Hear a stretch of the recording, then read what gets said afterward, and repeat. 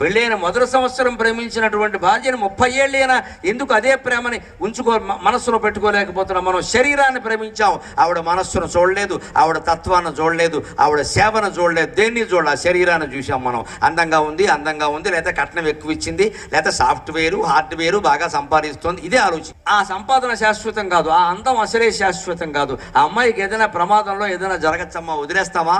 ధర్మం అది. ఖచ్చితంగా మన హిందూ ధర్మం ప్రకారం ఇందాక కాళిదాసు భార్య ఏం చేసిందండి? అతను ఏదైనా సరే, చదువు రాకపోయినా సరే, అతనే తన భర్త అని భావించి అమ్మవారిని ఆశ్రయించి చదువు వచ్చేలా చేసుకుంది. కానీ చదువు రాదు కాబట్టి విడాకులు ఇస్తానని చెప్పలేదండి. అటువంటి విద్యాధరులు లాంటి స్త్రీలు తయారవ్వాలమ్మా. మన ఆశయం అది, మన ఆలోచన అది. ఎట్టి పరిస్థితుల్లో వివాహం అయింది అంటే ఏం కానీ ఎంత ఇబ్బంది పడినా అదే భర్త అదే భార్య ఉండాల్సిందే, జీవితాంతం గడపాల్సిందే. అప్పుడే పార్వతీ పరమేశ్వరుల కటాక్షం మనకి